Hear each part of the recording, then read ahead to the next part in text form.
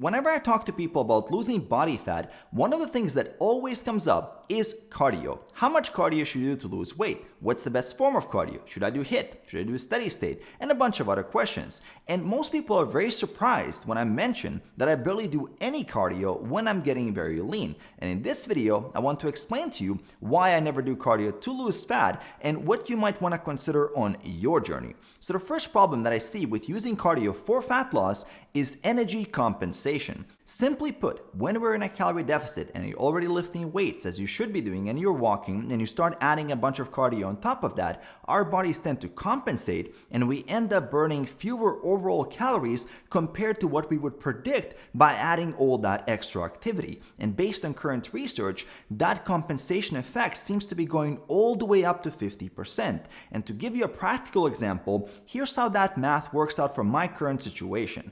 Right now, I'm at 190 pounds, 86 kilograms at 15% body fat. Let's say I want to go down to 10% body fat. I'm already lifting 4 times per week and I'm walking 8,000 steps per day on average. I reduce my calories and I start doing a bunch of cardio. Let's say that compensation effect for me is 25%. So a 1-hour session of stationary biking, moderate to hard intensity, will be burning about 380 calories. That's extra what I would burn compared to just sitting around. And here's how I got to this math. So the 1-hour session of stationary biking burns about 600 calories. But if I was just resting, I would be burning about 1.5 calories per minute. So 60 minutes, 90 calories. So we got to take the 600 minus the 90, which brings us to about 510 minus the 25% compensation effect. And there we go, 380 calories. Now, 380 calories burned per session is okay, but it's also not a lot. If there are a couple of tablespoons of oil in my food that I don't know about, or there's maybe some snacks here or there, that can easily undo that entire 1-hour session. And if I want to lose 1 pound of body fat in a week, I know that I need to get a 3,500 calorie deficit. And I also know that everything does add up, and I'm not saying this is completely useless, but specifically when it comes to creating that calorie deficit to lose fat, I like to have my focus primarily on nutrition because it takes me no extra time to skip a couple of snacks and readjust my meals a little bit, while it can take hours and hours of extra cardio to make a significant difference. Now, with the compensation effect, it does help to be more moderate with your calorie deficit and your activity levels, and that way your body won't be fighting back as much and it won't have as much of that compensation. So it does pay off to take a more patient approach in the beginning, dialing in your eating habits, getting a lot of progress like that, and then later if you need to add more cardio because you hit a wall or it's that last final push, you have that tool there waiting for you instead of going all in on cardio from day one and then burning out, or trying to outrun a bad diet, which you will get very frustrated when you realize that it doesn't work as well. Now, the second problem that I found with relying on cardio to lose fat is the potential of increasing your hunger levels. I personally find that I'm a lot hungrier when I start adding higher intensity cardio sessions to my routine. And what we can see from research is that if we take someone who's sedentary and we bring them up to more moderate activity levels, they actually have improved satiety signaling. So they're going to manage their hunger even better.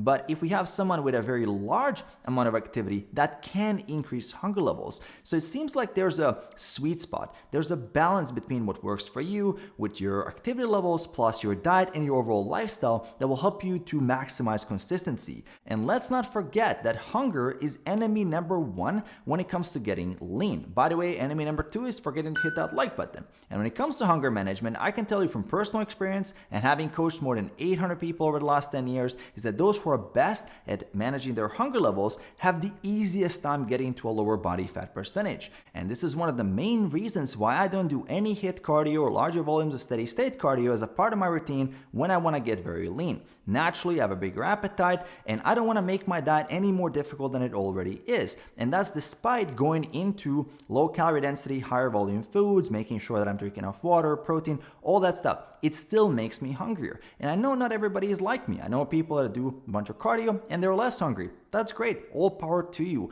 We all have to do what works best for us. I found out that, yeah, I can burn more calories, but it's simply not worth it. If I'm very hungry, it makes everything a lot more unsustainable and very difficult to stick to. So how do I approach cardio these days? Well, instead of viewing cardio as a way to quote-unquote burn more calories and lose more weight, I actually see it way more as a way to keep my heart and lungs healthy, to get better endurance, to keep my work capacity in the gym, to make sure I'm getting great mental clarity, and to do some fun and challenging activities. This includes things like going outdoors, doing some hiking, biking, swimming, doing some concept 2 rowing indoors, or doing some sports with other people whenever there's an opportunity. So I don't do cardio to lose fat. I do cardio to get the unique physical and mental benefits regardless of the phase I'm in, whether I'm trying to build muscle or lose fat. It doesn't matter. Actually, I do more cardio when I'm in a calorie maintenance or a calorie surplus. I got more food coming in, I'm recovering a lot better, I can add a lot more activities to my routine without having to worry about fatigue and any of the negative effects. And as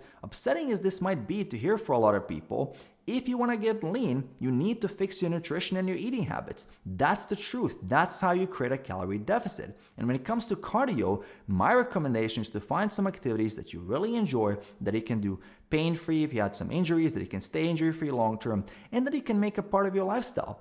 For example, I really like walking and hiking. I can see myself doing these 2 activities for the rest of my life. And that's a great sign, and that's where I went for you as well. Now, what's going to help with that is making sure to hit that subscribe button below, enable notifications by hitting that bell icon, details for coaching if you want to work with me on your fitness journey on the description below. Also, leaving another helpful video here for you at the end, so check out that video, and I'm going to see you right there.